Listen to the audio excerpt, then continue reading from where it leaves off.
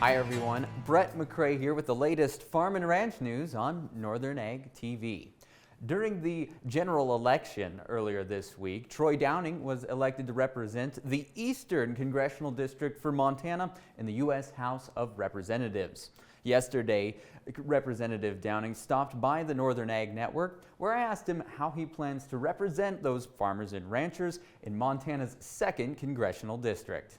Food security is national security. You know, throughout the history of humanity, if you want to bring a country down, you make it so it can't feed itself. So making sure that we're keeping production agricultural land in production, making sure that we're supporting our farmers and ranchers, making sure we're making it easy to transition farms and ranches to that next generation, which is, I'm sure a lot of the folks listening know that's harder and harder to do. Make sure we're coming up with policies so that we continue to not just feed ourselves but feed the world. I think that's a huge issue for the district, huge issue for me personally, and it's not just about the economy in Montana. It's not just the 2nd district. This is a national issue that I plan on bringing to D.C. Most agricultural economists don't think that the U.S. cow herd will start rebuilding for at least another year. That's based on Farm Journal's Ag Economist Barometer, which says 30% of economists surveyed think that herd rebuilding will start in the second half of 2025, but 50% of economists said it won't happen until the first half of 2026. The U.S. beef cow herd is at an all-time low, and high calf prices might incentivize producers to retain heifers and restock cow herds, but the economists say that several factors are preventing that decision.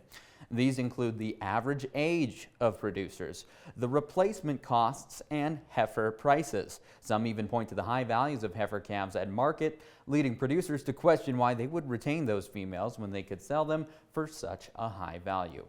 And a La Nina winter weather pattern is expected to bring colder and wetter conditions to the northern part of the U.S. this winter, which is a good thing according to USDA meteorologist Brad Rippey, who says expanding drought conditions took place this fall. We have seen a dramatic expansion to more than 54% of the lower 48 states in drought. That is a 22.6 percentage point increase from what we saw at the beginning of October when we had 31.5% of the country in drought. Prior to our most recent round of precipitation, the nationwide drought and dryness figure of 87.2% was the 3rd highest in the 25-year history of the National Weather Service. This is Northern Ag TV, and I'm back in 30 seconds with your markets. From the beginning, we've worked closely with farmers. BNSF's ties to the agricultural community go back 175 years. Together, we've innovated to make the U.S. agriculture supply chain one of the most efficient and productive in the world. Our strong relationship powers BNSF still today and helps us move the nation like no one else can. At BNSF, we move the nation for you. Lots of optimism in Wednesday's cattle market with higher live and feeder cattle futures. Those fundamentals have been supportive as well, with higher box beef prices in recent trading sessions and cash cattle trade yet to come in this week.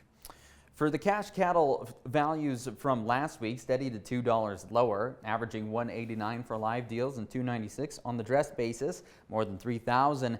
And for local auctions, more than 3,000 heads sold at Miles City on Tuesday, with some lower undertones.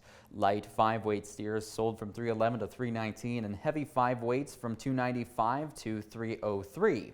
On the heifer side, heavy 4-weights from $293 to $301. 750-pound heifers brought $248.75 or $1,840 per head. Coal at the public auction yards on Monday, feeder lambs $20 to $30 higher, 60 to 69-pound lambs from $220 to $235, and 70 to 79-pound lambs from $195 to $212. Grain markets mildly lower on Wednesday as there's a lot of information for the futures to digest this week. On Monday, we saw a slight increase in good to excellent ratings for winter wheat, still sharply behind last year though. And this week, we'll also get another decision on interest rates from the Federal Reserve and Friday's World Egg Supply and Demand estimates. This is Northern Ag TV. I'm Brett McCrae.